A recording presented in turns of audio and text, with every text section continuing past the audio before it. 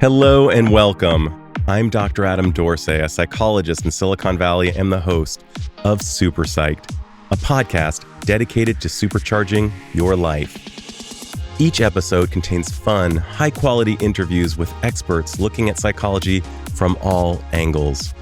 SuperPsyched is your tool to get more of what you want in your life and less of what you don't. It wasn't long ago that the field of psychology showed little interest in studying happiness. The problem was that the mere idea of happiness seemed like a fuzzy, unquantifiable, and unqualifiable thing to identify or measure. Thankfully, for the last 25 or more years, positive psychology has established itself as a credible, if not one of the most rigorously researched arms in the field. Big schools like University of Pennsylvania, Harvard, Yale, and others have been leading the chase to find out what constitutes a life of meaning as well as happiness. And one of the top voices in the world in teaching positive psychology is the guest on this very episode. Dr. Laurie Santos is a professor of psychology at Yale and teaches the most popular course there, as well as her Coursera class called The Science of Well-Being. If you can imagine, nearly 5 million people have taken that course, and the rating it gets? 4.9 stars. Laurie is a total star herself. She hosts the Happiness Lab podcast that is stratospheric in popularity, and she's had guests like Rob Lowe and even Elmo. Yes, that fuzzy creature from Sesame Street. And you'll hear about both on this episode. More importantly, you'll gain immediately usable tools from Laurie's immense toolkit that comes from studying positive psychology at Jedi-like levels. So listen in as Laurie and I talk about the science of well-being. Dr. Laurie Santos, who has asked me to call her Laurie, welcome to SuperPsyched. Thanks so much for having me on the show. Oh, I love your work. I love your contributions to the field. The origin stories, as I understand it, is that you not only had studied positive psychology and mammal behavior in other contexts, but that you saw a profound need amongst college students who were experiencing mental health crises at epidemic levels, and that you wanted to do something measurable that might help them live better lives during the 4 years and beyond. Would that be a fair estimation? For most of my career, I was studying kind of comparative psychology, right? This question about the evolutionary origins of how we became such smart humans that make podcasts and things like this. And that was great. But around about 7 or 8 years ago, I took on a new role on Yale's campus where I became what's called a head of college. So head of colleges are these faculty members who live on campus with students. And so that allowed me to really see student life kind of up close and personal, right? I was like eating with students in the dining hall and kind of hanging out with them really closely. And the story is that I really didn't like what I was seeing. I was seeing this so-called college student mental health crisis up close and personal. Right now, nationally, more than 40% of college students report being too depressed to function. Over 60% report feeling overwhelmingly anxious. Another sort of 2/3 report feeling lonely. More than 1 in 10 is considered suicide in the last year. Like the stats were just terrible, honestly. And so I realized that like in some ways our students aren't learning if we're not addressing this mental health crisis, right? They're not learning Chaucer and computer science and all this stuff we're trying to teach them. If so many students are struggling, I mean, it's basically at the level that if it's not a particular student, it's their roommate or their teammate who's going through something really difficult. And so the origin story of kind of trying to study positive psychology was to ask, okay, well, what does psychology say about how we can help these students? And really, my goal was to really develop a class where we could teach students all the strategies that we have in science, these evidence-based strategies, not platitudes, but stuff they could really use to feel better. That's wonderful. You know, I was speaking with a Stanford admissions officer who was telling me that one of the reasons, she's former now, she wrote a book on getting into college and all of the sacrifices that are made for the first 18 years of life that front load anxiety and depression and perfectionism and a host of other traits that contribute to ill mental health. And I'm wondering if you could tell me what, from your vantage point, sitting with the students, having your finger on the pulse of student health. And by the way, I think it's so great that you do sit with the students and that you really have, I mean, talk about having your ear to the ground, so to speak. I mean, you really know what's going on. It's almost like a summer camp model in some ways. Very cool. What are the smoking guns? To what do you attribute all of these incredible increases in mental health issues? Yeah, I mean, I wish there was a single smoking gun. That'd make it easier because then we could just fix that and then we'd be good. Right. I think there's a bunch of different things. You mentioned the academic pressures that so many students are facing before college. And I think that's a big thing. There's a real pressure on many students to kind of get into college, to start preparing early on. I think there's this pre-professionalization that starts really early, middle school, if not before. And that means that students aren't paying attention to their intrinsic motivation for why they might want to take photography or study French or learn math, right? They're all thinking about what this sort of thing that they're learning right now is going to be useful for in terms of the future. And so I think that future orientedness, those academic pressures, like those are getting to students early on. I think there's also pressures from the kinds of weird technologies that students interact with that didn't exist back in our day. Students are spending a tremendous amount of time, multiple hours a day, in some cases like 8 hours a day, looking at a screen, kind of getting notifications about anxiety-provoking stuff on the other side of their phone. Never in human history have we had such an information overload and such anxiety-provoking information on the other side of devices that were inside our pockets, right? And this is really the first generation that's had to grow up in that environment with that anxiety-provoking stuff. And then I think that there's just lots of pressures that students are facing in the modern day. There's a climate crisis, there's political polarization, there's the economy, which feels really fragile. It feels like there's just more stuff happening. And unlike back in the day, I mean, there was always kind of stuff happening in human history. There was wars and terrible things and so on. But back in the day, come in your morning news and you'd read the newspaper and you'd close it and you'd sort of go about your day. And I feel like the interaction with some of those nasty things and technology means that for our young people, the scary stuff in the world never really goes away, right? It gets promoted by algorithms that kind of keep it in your face all the time. And so I think those are just some of the many factors that are going on that are causing this crisis. But I think the big issue is like, we really need to start thinking about, well, what are we going to do to fix it? Because it really is a generation of students who are growing up with much worse mental health than they've ever experienced before. And I know that each person's mental health issue is somewhat unique, and yet there are patterns and there are certain things that we have as common denominators. I'm wondering if you had a first tier offering to perhaps bring down the inflammation as it relates to anxiety, depression, and other troubling phenomena. One of the big things I think so many students are affected by is loneliness, honestly. And I actually think social connection can be such a remedy, not just for loneliness, obviously, but also depression, anxiety, and so on. I think all of those things fester in a situation where you're not feeling connected, where you don't feel like you belong, and so on. And so one of the go-tos that I teach students about a lot in my class is just get a little bit of social connection, whether that's calling a friend, connecting with a neighbor, talking to the barista at the coffee shop. Any little bit of social connection we get can make us feel a little bit less alone, especially when we're facing these kinds of crises. I think part and parcel of getting more social connection is also trying to do things socially that help other people. I think this gets back to yet another smoking gun. I think we're really living in a culture broadly of individualism, and our students are kind of out for themselves, whether it's their grades or their accomplishments and so on. And I think trying to promote getting students back to just doing for others, we know that can increase your sense of time affluence. It can reduce your sense of overwhelm. It can make you feel less busy. It can make you feel like you have a purpose and a sense of connection. And all those things can really fight back against some of the mental health problems we were just talking about. Interesting. If you look at it through a pie chart, all of the aspects of giving, of volunteerism, there are so many good things that come of it that are antidepressing, that are anxiety reducing, that give us a sense of even that, wow, the world is good. So many in the meaning component, that whole, if you want to, it can't entirely be thought of as a Viktor Frankl, Irv Yalom phenomenon, but it's the stuff that we absolutely need. We are meaning-based creatures. I love that idea. I'm so glad that you suggested it.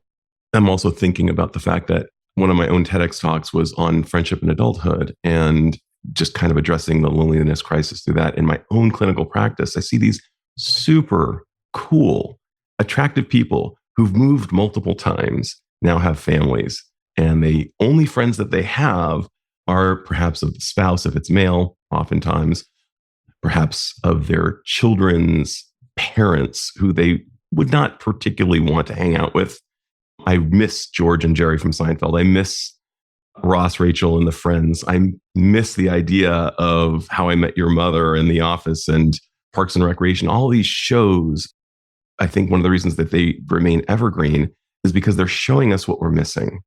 And if we could just find a way to get off our phones, do the whole Simon Sinek thing, pass around the basket, throw the phones in, and just actually connect in real time. To borrow from Esther Perel, AI should be authentic intimacy. And intimacy does not necessarily mean eroticism. It means actually connecting and having that eye gaze that we've been used to all of these years. So I'm totally with you on that. One of the hilarious things about your podcast, I mean, there's so much fun. I can't even begin. I experience both awe and envy when I listen to your podcast at times. They're so good. But there have been certain things that have made me extra excited. And I imagine you as well. I'm talking about your meeting with your childhood heartthrob, Rob Lowe, and perhaps having Elmo on, literally, Elmo. You had Elmo on one of your podcasts. What was that like? Yeah, well, Rob Lowe was amazing. I mean, I was definitely like a little bit fangirly. We did that over Zoom, kind of at the beginning of the pandemic when we first had the conversation. And he was just smart and kind of easy to chat with. And they say don't meet your heroes, but that was a kind of a case of like, it wasn't so bad. I kind of enjoyed chatting with him. Elmo and the other Sesame Street characters, we had Grover and Big Bird and others on the show. Those are more interesting because you hear them as Elmo on the show and it's great, but it's actually the actor who plays Elmo who's doing the audio recording of things. And so what was particularly funny was meeting these actors, even though you've seen Big Bird and Elmo and Grover a bazillion times, you've never seen these actors. But then they start to speak and you're like, oh my gosh, that's Big Bird. And so, yeah, it was fascinating and really fun. And that collaboration with Sesame Street was part of a whole set of collaborations we've been doing to try to think about parent and kid happiness. Because one of the things we've realized is that I've been focusing on trying to address this mental health crisis in college students. But there's a sense that if we could give students these strategies that really work to protect your mental health earlier in life, then that might be even more effective, right? Because we're not kind of treating the outcome, we get to treat the problem at its source. And that's one of the reasons we've loved collaborating with Sesame Workshop. And they have a whole host of different kind of emotional well-being criteria that they've been focused on because they too are seeing this kind of growing childhood mental health crisis that they're trying to address as well. In early intervention, we all know that it's almost become cliche, but are we doing it? There's a massive chasm between what we say and what we do, common sense and common practice.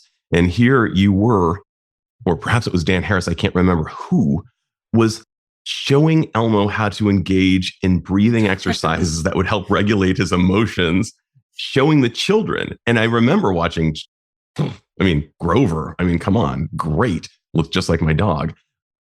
If I had seen those modelings of how to breathe and how to attend to our emotions, one of your episodes, you talk about our emotions can be so vexing that back in ancient times, the earliest evidence is that people were drilling holes in their heads just to find some relief from emotions that felt intolerable. And today we're seeing this at massive, it's just almost like emotion factory. And in some cases, it's just getting built upon through social comparison and FOMO and a whole host of other things that are brought about by social media, which I love how you refer, by the way, to social media as being kind of the NutraSweet of connection. That was so great. Just a drop from you. Just folks, when you listen to Laurie, she just drops these just perfect, pitch perfect metaphors that you can carry with you and say, yeah, I will remember that.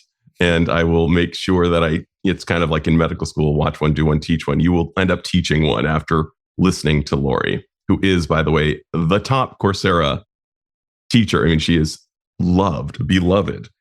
And there's a damn good reason why.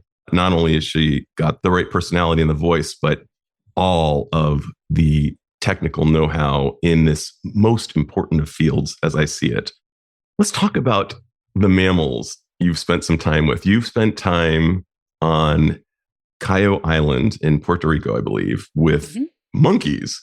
And you've also spent a lot of time with dogs, observing their behavior. What have mammals taught you about human happiness? One of the things that is interesting is when you sort of contrast what non-human animals are doing with what humans are doing. And that's, I think, what I learned a lot about with the monkeys. We weren't necessarily studying their happiness or their emotions. We were sort of studying how they think and how they make sense of the world. But you just spend a lot of time observing their natural behavior. And this is this field site called Cayo Santiago. It's an island just off the coast of mainland Puerto Rico. And it's home to about 1,500 free-ranging monkeys who kind of go around and do their monkey thing. We could set up little experiments for them that they could kind of decide to participate in and get some food or not. But one of the things you notice when you're watching the monkeys is that they tend to be really just like present. They're just kind of doing their thing. And this is always interesting. I think meditation teachers often talk about the monkey mind, and you have to tame the monkey mind. And there's this idea that our thoughts are jumping like a monkey from one tree to the next and so on. But I've always thought this term, the monkey mind, was kind of an unnecessary insult to the monkeys. Like, I feel like their minds are not very monkey mindish. They're like, they're grooming someone, they're grooming someone. They're looking over, at the waves, they're looking over at the waves. They're eating, they're just eating. And I took some inspiration from that. In some ways, this amazing mind that we have that allows us to think about the past and plan for the future and worry about all these counterfactuals. Those are the kinds of things that other animals may not do or may not do kind of as well or as kind of as complicatedly as we do it. But the fact that we have a mind that does that also means that we're sometimes thinking about things that we shouldn't be thinking about when we should just be in the present moment. And so that was a real insight that I got from working with the monkeys. I think the dogs gave us a different insight. They sort of tell us a little bit about the power of social connection. We did an episode for my podcast, The Happiness Lab, about kind of dogs and pets and happiness. But one of the main research findings is that dogs wind up making us more social. So you walk down the street with your dog and people reach out to you and chat with you. And it's easier to kind of make connections with others when you have an animal around you. And I think that that's also a real profound insight. So we weren't necessarily studying happiness with those comparative studies, but working with those animals so closely really did teach me a few big lessons about how to improve how I feel. Love that. And one of the things that you've even talked about in one of your episodes, one of your favorites from last year, in fact, was how someone more towards introversion on the spectrum of introversion and extroversion can grow a little bit more toward their extroverted side, which can yield good outcomes because people who engage with other people are not just the luckiest people in the world, according to Barbara Streisand, but they are actually happier on average. But I remember being perceived as somewhat weird in the early aughts as being the one who was talking about the healthful benefits of the pet-human bond. And one of the things that I cited was that people are far more likely to engage other people if they have a dog. I mean, shocking to no one, but important to note. When my own dog, Motzi, died, I used to run pet loss groups. I used to volunteer at the Humane Society running these pet loss groups where people would cry harder for the loss of their pet than they have cried for anything, often feeling weird about it, feeling perhaps even guilty. I cried harder here than I've cried for fill in the blank. But when Motzi died, one of the things I did during my own grieving process was I made basically almost like a genogram of all the people Motzi introduced me to, many of whom were really important in my life. In fact, my first TED Talk, the other one about men and emotions, was the byproduct of Motzi introducing me to somebody who hooked me up with the talk. So I would almost say that dogs are one of the best life hacks out there if you are dog friendly. Not everybody loves a dog, but I think you and I both share a love for our canine buddies. I'm so glad you said yes to this podcast. And when I shot you an email, I had an automated response that was maybe the best crafted automated response I have ever seen, period. And you're laughing because it's awesome. It has FAQs. You first thank the person for having written, and it's clearly meant to safeguard that one non-renewable resource that you have, which is time. And I'm guessing everybody and their dog wants your time right now. And so grateful that I have some of yours right now. I thought that was brilliant. And I'm wondering if you could talk about how you do find ways to protect your time now that whether you like it or not, your star is rising and people want more Laurie Santos. Well, I mean, the away message is one of them. I mean, I really, as you've described, I think people but say, I get hundreds of emails all the time, which is true. And I say, if I were to write back to all of these emails, I wouldn't have time for my friends and my husband and my family members and the people I really care about. So the act of me practicing what I preach as kind of this happiness expert means that I probably won't write back to you, but don't take it personally, right? This is sort of me trying to practice what I preach. But I think that's one of the ways that I've really tried to protect my time is to set up these better boundaries. The sad thing about when we're feeling overwhelmed or feeling very time famished, as the researcher Ashley Willens talked about it, one of the reasons is that we give our time away, right? Like we kind of willingly sort of give it away. We don't sort of protect it as much of it as it should be kind of a valuable resource. We don't kind of treat it as such.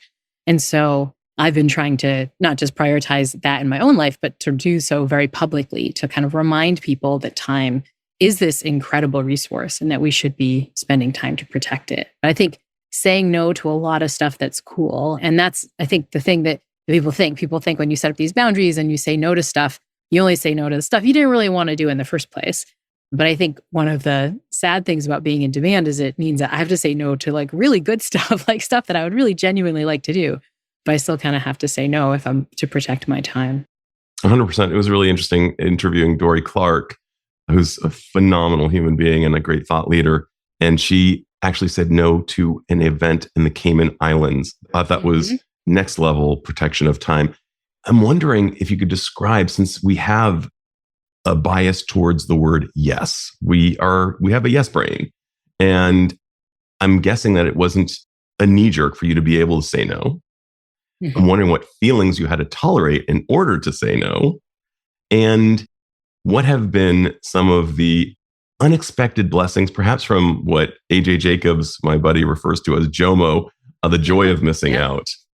Yeah, well, I think one of the biases I've tried to pay attention to, some of the sets of studies I think about when I say no, is this lovely work by Gal Zuberman, who studies what's called the yes damn effect, right? Which is like, the idea is like a couple weeks ago, let's say before this podcast, there's a moment where I agreed to do it. Like, oh yeah, that sounds great. But then the morning comes, I'm like, oh my gosh, I have to do this other stuff. I might be like, damn, not for this podcast, of course, but for other kinds of commitments over time. That's the yes damn effect. You say yes when you think like, oh yeah, a couple weeks from now I'll have some space, but then you're like, damn. And so he argues that what we should do instead is to sort of develop a no yay effect, where you say no to something, but the idea is that you don't just ignore that thing. You actually put it in your calendar as a thing you said no to. And when you get to that moment, you can say, oh my gosh, my morning is already so busy, but at least I don't have to do this other thing that I didn't want to do. And that's been really helpful for me to see the things I said no to. In fact, just today, I was looking at my calendar and this week I said no to a trip to Denver that I was invited to. And I was like, oh my gosh, I'm so thankful I'm not going to Denver. I have to have all these podcasts. I have to teach. It's like snowy here. The weather would have been a nightmare to fly out to Denver. Like, thank goodness I said no. But the process of doing that means that I'm more likely to remember that saying no is a rewarding thing in the future, right? I'm basically like changing my reward history when it comes to saying no. But you have to do that by kind of mindfully noticing the fact that sometimes no's are good. And so paying attention to the yes damn effect and trying to get more towards no yay has been really helpful for me. I love that. And the yes damn, one of the ways I articulate that with my people is the consent and resent cycle. I say yes, and afterwards I resent having said yes, both to myself and perhaps to the other person. And another concept I'm guessing you have a theme and variation on, or perhaps this one, is the full body yes. Like, is it a hell yes? Is it a full body yes? What gives you the green light? Yeah, I mean, I think it's really just kind of mindfully paying attention to the emotions. And honestly, I have to worry about the full body yes, because I'm privileged to have lots of full body yeses. Like, oh my gosh, like that would be a cool, trip to go on. Probably even that Denver trip was like, sounded great. But I think I have to pay attention to what those things feel like in context. And so this act of simulating, how would I feel if the event was today, has been a really helpful one to notice. Like it might in the very abstract be like a hell yes. But if I had to do the hell yes thing today, I'd be like, well, I don't really have space to fit that in. And so that tactic has also really worked for me. Imagine that I had to do that thing I'm saying yes to for a few weeks from now. Imagine if I had to do it today. I'd be like, oh my gosh, it definitely wouldn't fit in today. Well, it's probably not going to fit in 4 Thursdays from now either. And that tactic has been really helpful for me too. Oh, I love that one as well. Let's talk about fun, something that has often been trivialized throughout the years, like act your own age. Oh my gosh, do I hate that one? Let's talk about the science of fun and its relevance in our mental health. What have you found? You've been my sister in advocating fun, and I'm so happy about it. Yeah, well, I've built a lot on some of the lovely work by the journalist Catherine Price here, who has this lovely book called The Power of Fun. And she's gone through all the research showing that things like play, right, can actually be an incredible stress reducer. There's one study that surveyed college students about their levels of stress and their kind of levels of mental health issues, but also asked the question, how often do you play? And what you find is that the amount of play is sort of inversely correlated with the amount of stress that students are experiencing, suggesting that the act of playing might even be like a powerful stress reducer. But fun isn't just about play. Fun is also about the kinds of states that feel really good, particularly these so-called flow states that were originally studied by the Hungarian psychologist Mihaly Csikszentmihalyi. Flow is the state where you're just like in the zone, time is passing, you just feel like you're being challenged, but sort of pushing yourself to the limits. It just feels good. And true fun really has these elements of not just playfulness, but also a sense of flow and kind of presence. Finally, fun is often very social. We talked before about the benefits of social connection. Usually the most fun moments of your life involve some other social creature. Sometimes it's a dog, as we were talking about before, or a pet or something like that. But like fun usually isn't solo. And for all those reasons, the benefits from social connection, the benefits from flow, the benefits from play, fun can be a really important thing to build into your life to improve your happiness. The problem, as you mentioned, is that like we kind of trivialize it. We think it's a kind of nice to have. And I think we don't really prioritize building it in as much as possible.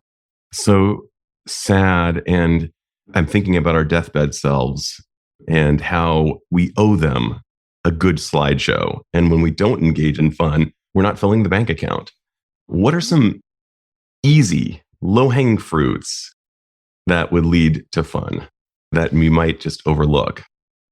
Well, Catherine has this one suggestion that I like, which is to do what she calls a fun audit, which makes it sound not very fun, but bear with me. It's basically a journaling practice where you think about the last few times that you had so much fun. The last 3 times you would describe as so much fun, and no judgment. It might be that this was years ago, pre-pandemic, or like when you were a teenager or something. But the key about this journaling practice is you're supposed to try to identify what she calls your fun factors, right? When I think about like last time I had so much fun, it was like, oh, I was doing this sort of karaoke sing-along with friends of mine. And so it's like, oh, who are the people you're around when you're having fun? What are the activities you're engaged in? For me, it winds up being music or something like that. More goofing around with a dog, just playing with a dog, like, oh, actually being around animals is the kind of thing. Like what you're trying to do is to diagnose for you, what are the situations that tend to activate fun? And what are the ones that maybe sound like fun, but they don't really make you feel so good? For me, one that like sounds like fun is like a lot of my friends play these really competitive board games, but I kind of get too into the competition. I like the cooperative board games, but the competitive ones, sometimes my identity is in it and I'm like, I'm not actually having fun. I was like, oh, I don't need to engage with those, right? But once you figure out the things that you do find fun, the idea is to build more of that in, especially I think when you locate the people you have fun, right? Like I can go down the list of times I have fun and there's like a few of my close friends that are always on that list. And it's like, but I haven't seen them in months. So there's a reason that you're not having as much fun if you're not scheduling in time with the people you find fun too. 1,000,000%. If I was doing a fun audit, one of the things I would want to do is exhume the things from my childhood that at some point I became too self-conscious. There's an artifact in our development called the imaginary audience that just basically, I kind of refer to it as the Nelson from the Simpsons, who laughs at you as you're trying to do something awesome. So many of those things were organically fun, and singing is one of the things that is often lost. What is your karaoke song? I gotta ask. My go-to karaoke song. Oh, There's so many of them. This is a little embarrassing, but in addition to kind of karaoke out, I also have lots of fun playing like old school, like Guitar Hero, Rock Band, that, like early aughts was like a thing, but my PlayStation still runs it somehow. And for that, it really is like a little Kickstart My Heart by Motley Crue. Oh, that is fun awesome. to play on the guitar and you kind of sing along with it. It's great. I've been trying to strike the word guilty pleasure from the lexicon just because as long as you're hurting no one, there is no such thing as guilty pleasure. It's merely pleasure. So get rid of the word guilty and it's pleasure. I remember just one of the things I've wrestled with over the years is my love of George Michael. I talk about it extensively in my book. Somebody I used to listen to with the doors locked and the windows rolled up. And I think that one of the reasons that people had such an aversion to George Michael is that he embodied joy. And I think that joy, amongst all of the emotions, actually takes courage to experience. And I think that joy itself, happiness itself, whether you use the term, excuse the expression, shit-eating grin, or a dummy who's smiling all the time, you're an academic, you are brilliant, you're Harvard educated. In one of your episodes, a fellow who lives in north of England, Bath, who is now really into finding Roman coins on his own property, was describing the fact that you are very dear to him. And that's not common. I mean, that requires a kind of intellectual prowess, an academic prowess that it seems to fly in the face of common ideas around happiness. What types of boos have you had to receive from the crowd and attend to in order to kind of quell around promoting happiness and even joy? Yeah, well, I think there's a lot of folks who think that this enterprise of promoting happiness is going to be one that's not very science-based, right? It seems like a lot of woo and so on. One of my first episodes of the Happiness Lab, I interviewed a person who eventually took my online class.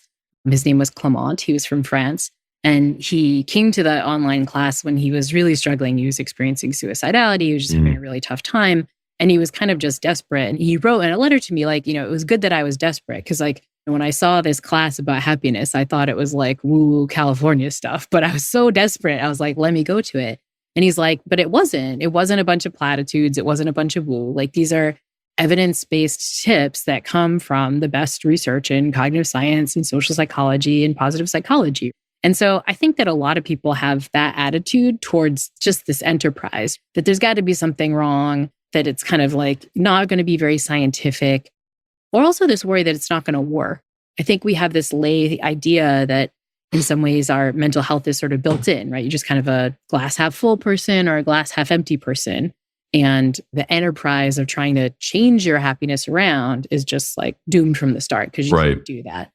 And I think that's another spot where our mind is getting it wrong. There's lots of evidence that when we change our behaviors and we change our mindsets, we wind up getting happier. I think the problem is that we don't assume it's changes to our behavior and our mindsets that we need. We assume it's changes to our circumstances. So we try to buy something new or switch our job and so on. And my sense is that if your circumstances aren't truly bad, if you're not living in traumatic, awful circumstances, then for the most part, changing your circumstances isn't the kind of thing that you need to do to feel happier. It's really kind of changing how you're behaving and how your thought patterns are working. And I'm so grateful to the originators of positive psychology, Christopher Peterson, Martin Seligman, who went the opposite direction as it related to just overdoing, almost overpowering, overshooting the levels of research to fight the possible stigma of happiness, which seemed like a woo-woo, unquantifiable, unqualifiable entity unto itself.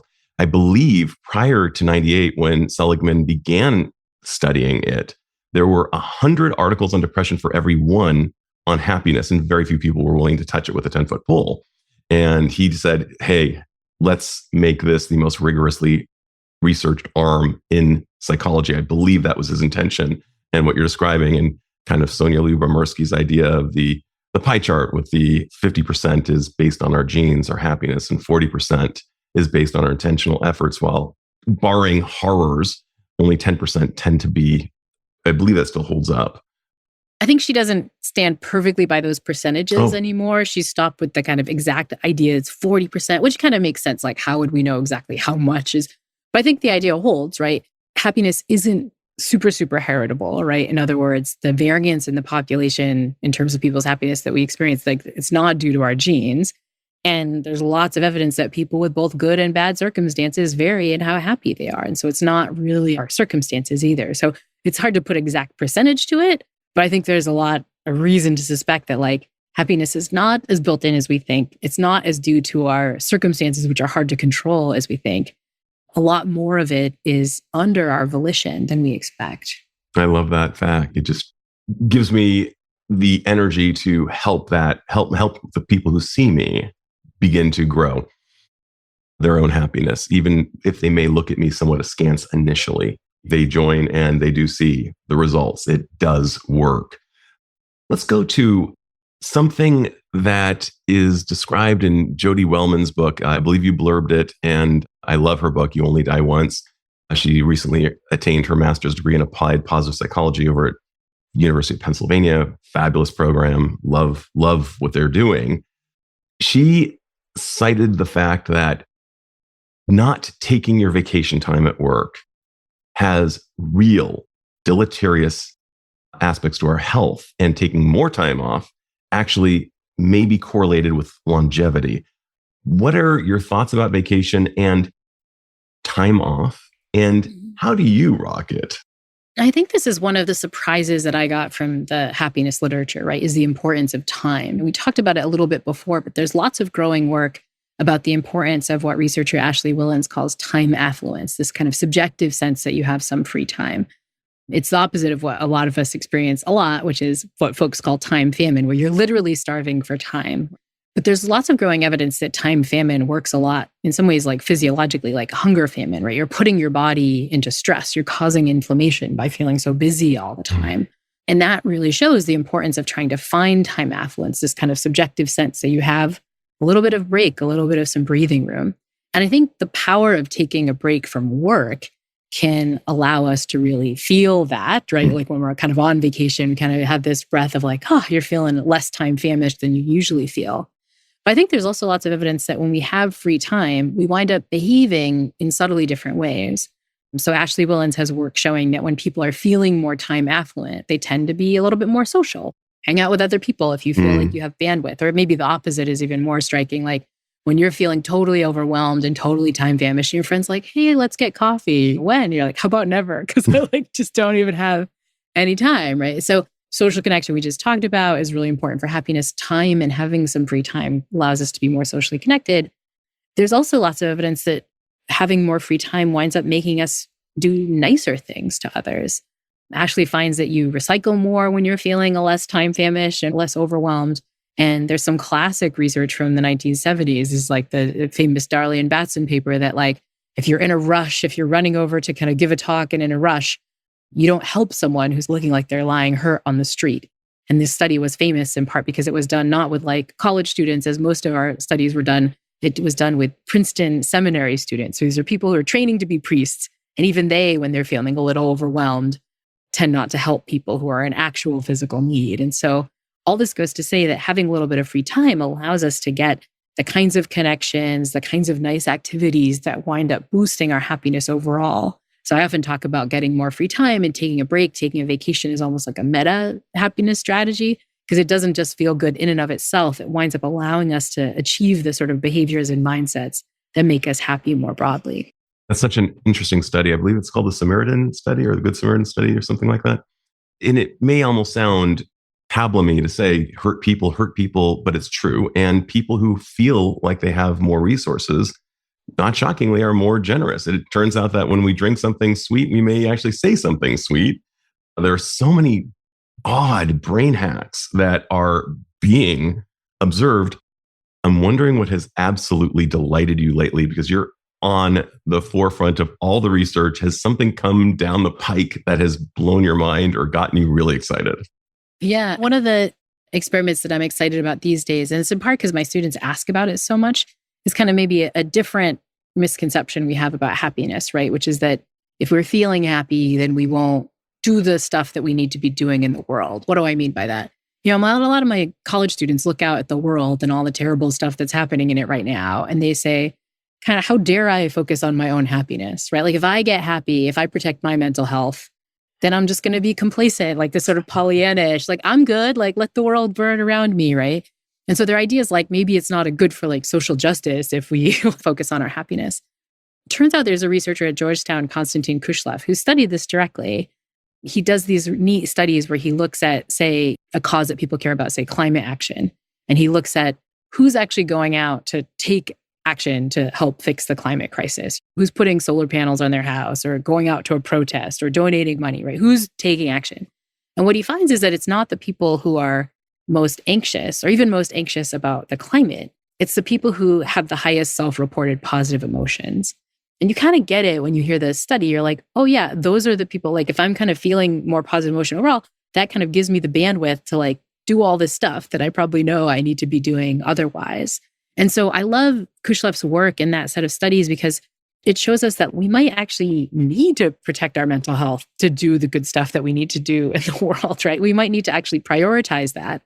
This is sort of botching a like much quoted Audre Lorde quote, but the idea is like self-care is a political act. The idea is like we have to take care of ourselves to actually engage with the things that we want to see done in the world. If we're not doing self-care and kind of protecting our own mental health, then we're just not going to have the emotional bandwidth to like do the hard work that needs to get done. And so that's a study I love because I think my students kind of have that intuition that like, oh, it's kind of Pollyanna-ish to worry about your happiness, or if you become happy, you'll let the world burn. And the research suggests really just the opposite. I'm thinking about a multitude of sources that inform what you just said, and I love it. My colleague, Heather White, has just written a book called One Green Thing. She realizes that we can't just do everything to solve the climate crisis and eco-anxiety, but if we do one green thing that is based on our strengths, just one, and figure out what that thing is, well, we might have, to use a Lord of the Rings metaphor, we might have a Legolas who's handling the rough equivalent of shooting arrows, and maybe somebody who's handling magic and someone else who's handling a hammer. And I'm also thinking of a song from my youth that made me laugh so hard. And it was kind of rebellious. It was Smoke Two Joints by The Toys. Oh, yeah. And one of the lines was, something is nice, work is nice, but first take care of your head. And that was very wise. Even Jewish tradition, the most holy day of the year is the weekly Sabbath because we unplug. It's not Yom Kippur, as many people would think, the Day of Atonement. It's taking that moment and refreshing so that we can do what we need to do. And what you're saying dovetails beautifully with these ancient traditions. I'm often tripping on how these ancient traditions inform modern research, how poets like Maya Angelou say something like, we'll forget what we heard, what people said or did, but we'll remember how we felt when we were with them. And lo and behold, neuroimaging corroborates this. I mean, I think I'm always surprised by how often the ancient traditions got things right, despite not having the behavioral science evidence or the neuroscience and so on. One of the things that I often go to is kind of go back to Buddhist traditions, right? About kind of, I mean, the Buddhists were really into the idea of dealing with your craving and dealing with it in a way that's not like kind of following through on your craving, but really just recognizing you're just going to experience that. You just non-judgmentally notice it, that they're just going to be wanting, right? And also the Buddhists were really good at recognizing that sometimes our emotional reactions make things worse. There's this lovely parable of what's called the second arrow, which goes something like Buddha's telling his followers a story. He says, imagine if I'm walking down the street and I get hit with an arrow, is that bad? And the followers say, oh yeah, can you get hit with one arrow is really bad. Buddha says, well, imagine I'm walking down the street and I don't just get hit with one arrow, I get hit with a second arrow too. Is that worse? And his followers say, oh yeah, that's even worse. Buddha says, the first arrow is the one we can't control. That's just the circumstances of life. That's, if I stub my toe or if I get bad news over email or something bad happens. But the second arrow is our reaction to it. Do we get angry? Do we freak out? Do we yell at our spouse and storm off? That second arrow is our own reaction and it's under our control and it often makes things worse. And so the idea of controlling your second arrow, it fits with so much work on emotion regulation that we can't kind of control what happens to us, but we can really do work to control our thought patterns and our emotional reactions of how we deal with what's happening to us. Wonderful. I love that ancient parable. And I think of that I believe it's attributable to Mark Twain. The older I get, the smarter my parents were. And I apply that to philosophy and ancient wisdom traditions like Buddhism. I think a common modern aphorism in psychology is that pain is inevitable, suffering is optional. And it relates a little bit to what you just said. Yeah, exactly. And it's the struggling against the pain part that makes it worse rather than saying, I'm going to breathe it in. I'm going to find a way to. Yeah, these practices of radical acceptance, I think, are gaining a lot of traction in clinical practices. But this idea of, I'm just going to accept the way it is, right? And just like try not to push against it, just sort of soften in the face of the real circumstances, a really powerful strategy. Well, I'm so grateful for your time. I'm going to ask you my final miracle question. And this is this, Laurie. If you had the power to confer upon all humanity one insight or skill that would dramatically improve the lives of individuals, and since we're all connected, perhaps those around them as well, what would that insight be or skill be? And how do you imagine it would improve the lives of the individual as well as the people around that individual? Honestly, I think it would be the insight that our intuitions sometimes lead us astray. Our intuition that we should be going for money, or that when we're having a tough day, that like, oh, I just want to sit down and watch Netflix, and calling a friend would be too hard. I think one of the reasons we're not as happy as we could be is that we're often following these intuitions, which lead us astray. And my job is to sort of teach people that those intuitions are wrong, and here, based on the data, is something that might work better. But it would be so much easier if we didn't fall prey to our intuitions. I do this too, right? About things like going for the next accomplishment versus protecting my time, or just kind of ignoring like all my social obligations, or treating myself versus trying to do things to help other people. I still kind of fall prey to those intuitions. So if we could just snap my fingers and have people have accurate intuitions about the sorts of things that would make them happier, I think that would do a lot of good for everyone. I love that one so much. No one's ever said that. I love the ideas of don't believe everything you think and that feelings are not facts. I think of Danny Kahneman, who recently passed, in his System 1 and System 2 thinking processes and knowing when to apply each, when to think fast and when to think slow. And you're saying there are things for which the System 2, the slower thinking, must be applied before you just go with your intuition. Go with your gut may not always be the move, as you and I both know. My gosh, Laurie, I had high hopes for this episode. It was even better than I could have imagined. It's been great sitting with you. Well, thank you so much for having me on the show. I appreciate it. This is Dr. Adam Dorsey thanking you for listening to SuperPsyched. If you know anyone who might like it or who might benefit from listening, share it. And if you like the episode, please hit subscribe.